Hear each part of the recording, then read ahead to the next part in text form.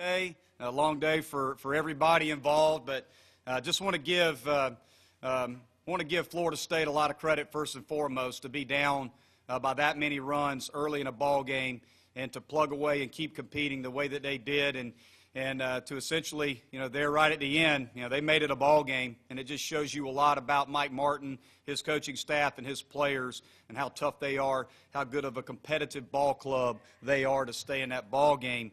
But look at our guys, what an unbelievable job. We scored a bunch of runs early in the ball game. That momentum started there in the first inning. Okie hit crushed the ball, and, next thing you know, it was like putting gasoline on a fire in our dugout. Our guys were fired up and ready to go, and we competed about as good as we could. And Brooks gave us everything that he had. Has been a guy that, as a true freshman, is going to be really good for us. Been a reliever for us. We asked him to start in the biggest game of the year for us, and he did a good job. Bostic did an unbelievable job. It's great to see Alex Bostic, who's been up and down for us this year, have the kind of outing that he had for us today. And Pat Krall found a way to do what Pat Krall does. So just overall, just so proud of my players, how we competed. This is a selfless group of men that show up every single day and compete pitch by pitch, inning by inning, game by game. And I couldn't be prouder of them. So just really proud of my guys. We'll take questions for the student athletes first, please. Right here in the middle. 3 different delays, that's not ideal for a baseball game. What did you guys do to kind of stay loose and kind of stay relaxed on those breaks? We'll start with you, Chris. We just made fun of Mike mostly, and just kind of gave him some stuff. I'm just kidding. No, we played some games, stayed loose. Obviously, we're focused on the game. We knew that we had about 3 outs left there at the end to go out there and win an AC title. So we stayed focused, stayed loose in there, played some games, but we all knew the task at hand, and proud to be AC champions. Mike. Yeah, just like Okie said, stayed loose, stayed relaxed, made fun of each other, played games, had a good time in there just to get our minds right to head back out. Got anything to add, Alex? No, basically that's it. We just kind of stayed relaxed. Knew what we had to do to take care of it, and just tried to stay as relaxed and went out of the field and took care of it. So. We'll go right here on the side first. Chris, coming from where this team was a month or 2 ago to being ACC champs, just what has that journey been like for you and these guys? I'd even take it back further than a month or 2 ago. I'd probably start in fall when they came out with predictions and us finishing 8th in our division. I think that's when we started. We all kind of took that to heart and remembered it, and every single day, every single series we played, we had a chip on our shoulder. And look at us today. That proves that the beginning of the year predictions don't mean anything, and it's about the guys you play with. And we play with heart. We're never out of it. I'll go to war with these guys any day of the week. And I'm so blessed to be a Clemson Tiger, stand next to these guys right here. And I'm excited about the few weeks to come. Keith? Mike, I know you made the podium with your big performance earlier in the weekend, but just how weird is everything? I mean, do you almost feel like this might be a dream? You not only made a great contribution, you get most outstanding player. I mean, that's pretty far-fetched just a few days ago, wouldn't you say? Yeah, I'm just happy that Coach was able to give me an opportunity to get out there, and I'm just happy to be able to contribute with these guys who have been working so hard all year, just not playing, for most of the year, just watching these guys and encouraging them. I'm just happy that I'm able to come out and help them out.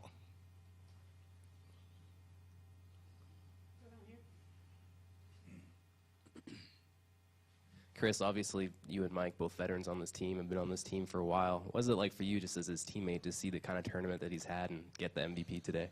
It's incredible. I couldn't ask for a better teammate, a better person to be on our team. The way he, day in and day out, like he said earlier, he wouldn't get much playing time at the beginning of the year, but he never took it to heart. He came in the weight room, worked hard every single day. He came in and worked hard every single day at practice, and it shows. When you get the opportunity, guys like him step up. And I couldn't be happier for him about the tournament he had and what he did for this team. And for an incredible dude and an incredible teammate, I am so excited for Mike Triller.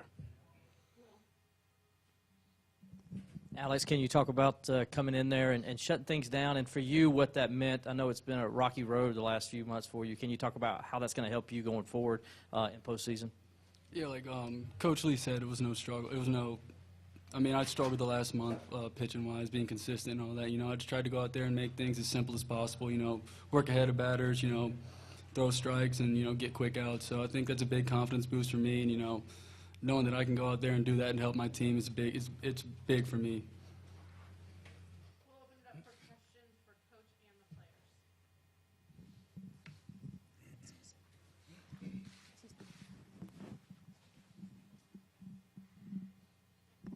Monte, had you been in a situation, maybe at Charleston, where even a week and a half before the league tournament, you weren't even certain you were going to even be able to qualify for this, and suddenly you're champions? This has to be as meteoric a rise in such a short period of time as you've experienced. Well, it all starts, it starts with toughness, it starts with confidence, and it starts with believing in each other. And that's one thing that I've done since I got the job and met these guys for the very first time, is tried to instill a level of confidence and belief and toughness in them that they could go out there and compete with anybody. And you're gonna have ups and downs in the game of baseball. That's the bottom line. But it's my job as the head coach to make sure that even through tough times and when we're going through bad stretches, that I pick our guys up, that I keep them upbeat and positive, and make sure that they understand that you got to have big body language, positive body language. You got to be confident even when you get beat by 15 runs or more, which has happened to us a few times this year. And guess what happens the next day when we come out? We won those ball games. So, people can question our ball club, all they want when we've had bad losses. But these guys stuck together and showed up every single day with a common belief that they could go out there and compete with anybody. And I couldn't be prouder of these guys. It's a selfless group of players. One of the things we preach is to be selfless. Show up every day and do your job and help your team win, and they bought into that. And we're sitting here with 42 wins. We're the ACC champions, and we're going to be playing at home, hopefully, for the next few weeks. This message is for Coach and Chris as the team leader. With so many hours of rain delay, how do you keep everybody focused? You start at 11, you have to start it again at 7. How do you keep everybody kind of dialed in? Well, I'll answer that, and maybe I'll answer it a little bit and give Chris Oakey some credit. Chris Oakey's the leader of our ball club, has been since day one. And, when we gave up the 8th spot in the 8th inning and came in for that last delay, the guys were in the locker room, and I kind of stuck my head in there. I was running around and trying to figure out what the weather was going to do. And I walk in, and Oakey has the guys, made them take all their cell phones away, and made them participate in a team activity to loosen them up, okay? And I didn't need to do anything. And, we preached to our guys. I've preached to this team that if we want to achieve great things, the leaders on the team have to police themselves. And that's a big part of leadership, is you got to police the ball club, and Chris Oakey did that. And when the team came back out, they were laughing, they were loose, and they were ready to go. They were confident. And that's a testament to him, And, this is a guy that, we all know here in a few weeks is going to be a pretty good draft pick. And, he shows up every single day, whether he's swinging the bat well, not swinging the bat well. He catches every single pitch of every single inning for us for the most part. I've asked him if he wants time off. He says, nope, I'm ready to go. I want to play. I want to catch.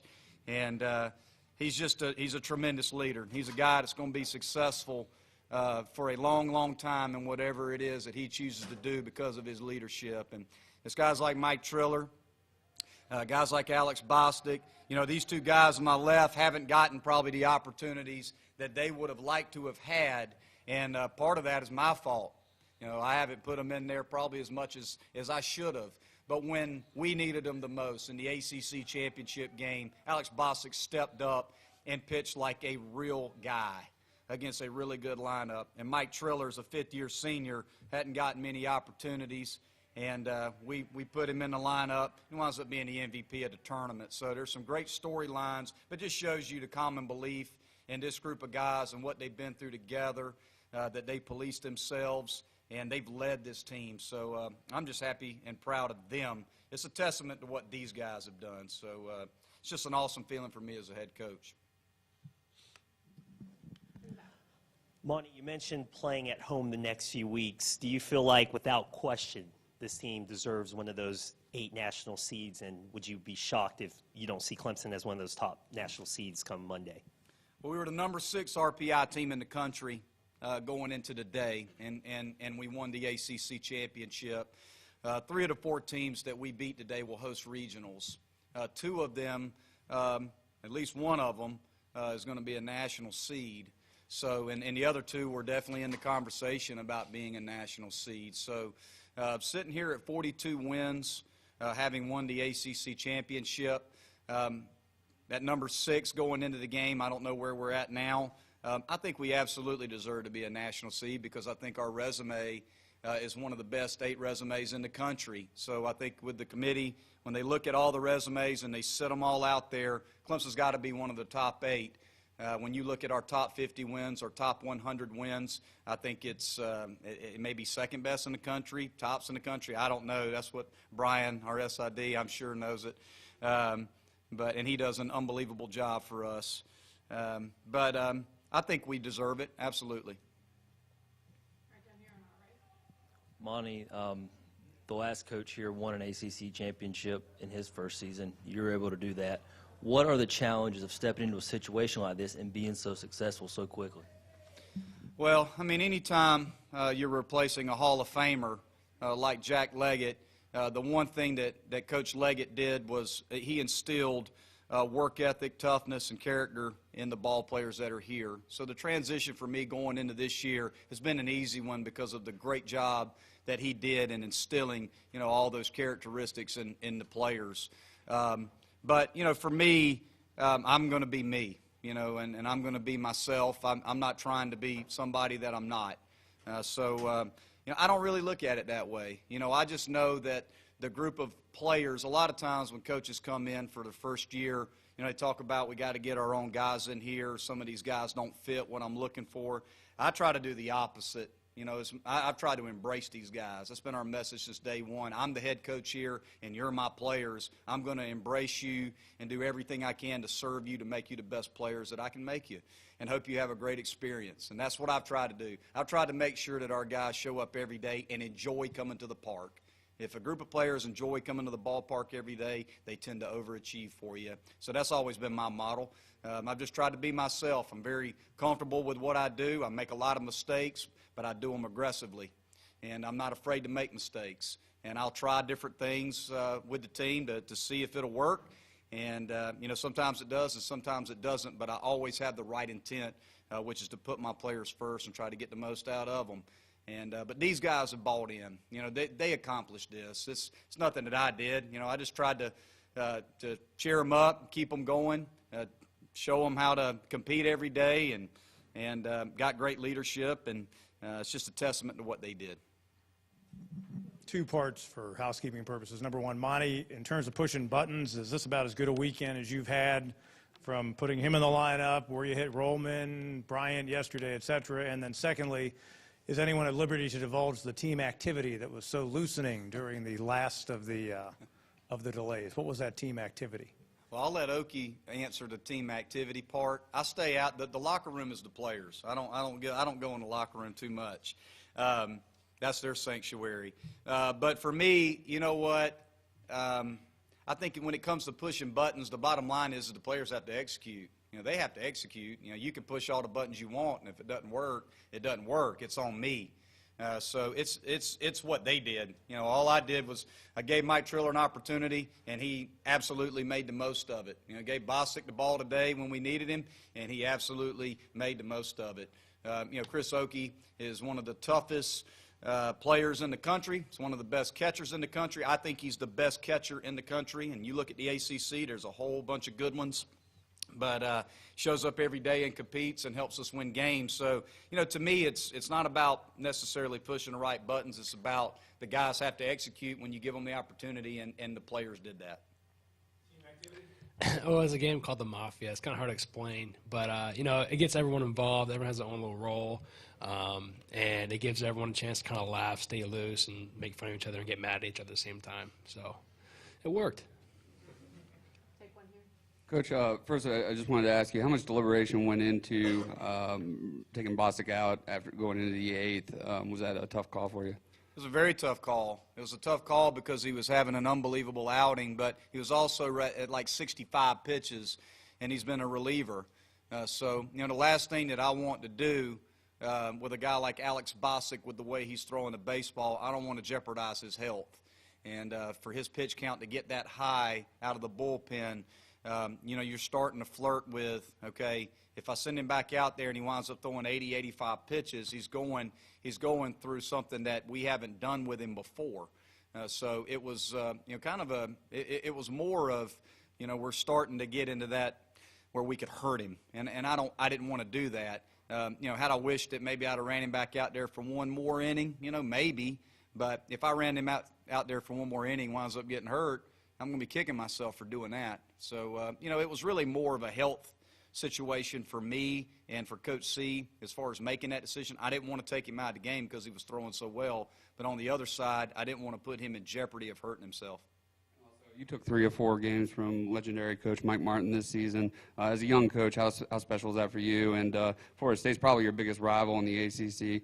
Does that make it a little more special that you're able to go through them to win the ACC? Well, Mike Martin is, when you look at, the definition of a coach, it's somebody that gets the most out of his players. And, it's funny, as coaches, we all talk about each other and what everybody does and the success that others have and what they do. And the one thing that constantly comes up about Mike Martin is how good a job he does at maximizing his talent. And that's what they do. They're the model of offensive approach. And I'm an offensive guy. So, we want to model kind of what we do from an offensive approach standpoint after a guy like a Mike Martin and what they do with their team. And so I have an unbelievable amount of respect for a man that's won close to 2,000 games and finds a way to be in the top 20 pretty much year in and year out. I got a lot of respect for him. So, to me, and heck, who knows what's going to happen in the future. I'm sure they'll whip us, from time to time as well. It's bound to happen. But, today, we got the upper hand. We found a way to beat them. And, just got a lot of respect for them and wish them nothing but the best moving forward. Last question from Will. Chris, you go into the clubhouse there after that last rain delay.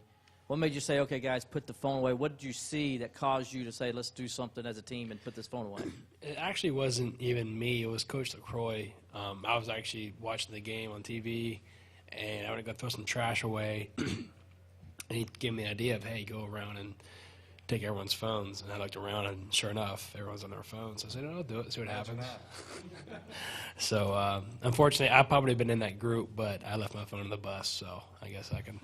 But, so, yeah, I took their phones out, and then they got all pissed off a little bit. And so then I just said, let's play games, hope them, smile a little more. And we got them out there, got them loose, and we just won the AC championship. So let's do it.